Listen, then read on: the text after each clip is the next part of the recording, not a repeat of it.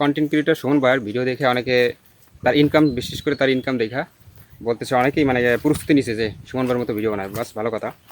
সুমন ভাইয়ের ব্যাপারে আমি একটু কথা বলতে চাই, কন্টেন্ট ক্রিয়েটর সুমন ভাইয়ের ব্যাপারে। তার মাস ইনকাম দিয়া অ্যাভারেজে তার মুখ থেকে যে 8 লাখ টাকার মতো পড়ে, 7 থেকে 8 লাখ টাকা। দেখেন তার ইনকামটা আমি একটু ক্লিয়ার করে দিই। ধরুন 7 থেকে 8 লাখ টাকা, ধরলাম 8 লাখ টাকাই ইনকাম আসে। এখন এই টাকাটা আসে কীভাবে আসে? মনে করেন 3 মাস পর পর যে ডলারটা আসে, এই ডলারটা অনলাইন সিস্টেম হয়েছে 3 মাস পর পর আসে। এখন তিনি 3 মাস পর 8 লাখ টাকা তার অ্যাকাউন্টে আসে বা তার আসে, পেজ থেকে বা ইউটিউব থেকে। এখন এই টাকাটা সে কীভাবে পায়, কি সবই পায় নাকি, এটা একটা জানার বিষয় না? আপনি মনে করেন মাসে অন্ততপক্ষে ইউটিউবে 5টা ভিডিও ছাড়তে হয়, কমপক্ষে 3 মাসে 15টা ভিডিও বা সর্বনিম্ন সপ্তাহে একটা ভিডিও ছাড়তে হয়। এটা হচ্ছে ইউটিউবের একটা সিস্টেম। ধরেন আপনি যাইয়া 3 মাসে 10টা ভিডিও ছাড়লো সুমন ভাই, বা আরও কমাই ধরি, মনে করেন আরও যে কমাই ধরি যে সে 10টাই ভিডিও ধরলাম 10টা, তা 10টা ভিডিও করতে তার এখন তো বর্তমানে যে সমস্ত ভিডিও এগুলো তো আপনার যে বাহিরে যায়, তো বিভিন্ন রাষ্ট্রে যায়, এক একটা রাষ্ট্রে গেলে তার খরচ কত? ধরেন যে অন্যান্য রাষ্ট্রে যে সমস্ত যায় সেখানে মিনিমাম একটা সাথে সঙ্গী নেয়, তারপর আসা যাওয়া খাওয়া, তারপর 10 দিন বা 15 দিন থাকে বা মিনিমাম 1 মাস থাকে সফরে।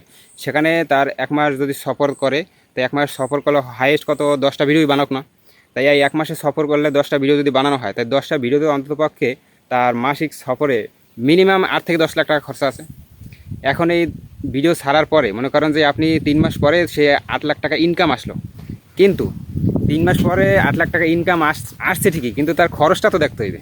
এখন এক বিষয়টা হচ্ছে সব মিলেই সমান সমান, সে তার যে আয় হয় এবং ঠিক ওই পরিমাণে আবার ব্যয় হয়, তার সাথে বেশিও ব্যয় হয়। এখন সে ভিডিও বানায় কেন?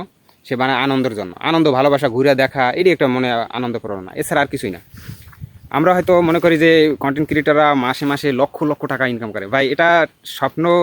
ঠিক আছে, অনেকে করে বা বেশিরভাগ মানুষই যারা ফেমাস তাদের ইনকাম আসে, কিন্তু তাদের খরচটা দেখতে হইবে।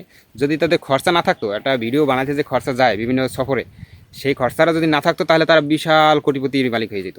দেখলাম 3 মাস পর পর 10 লাখ টাকা, 5 লাখ টাকা, 7 লাখ টাকা ইনকাম একটা ব্যক্তির যদি আসে, তার আর কিছু লাগে না। কিন্তু যদি খরচাটা দেখতে হবে আপনাদের, এটা একটা মনের আনন্দ ছাড়ার কিছু না। মানে আয় যেরকম সেরকম আমার ব্যয়। সফর করলে ভালো লাগে, মন ভালো লাগে, এটা ঠিক আছে, কিন্তু সুমন ভাইয়ের মতো আমিও চাই তার মতো বিভিন্ন ভিডিও বানাতে, সফর করতে, দেশ বিদেশ সারা দেশ ভিডিও ঘুরে বেড়াইতে চাই। এটা আমার কাছে খুব আনন্দ।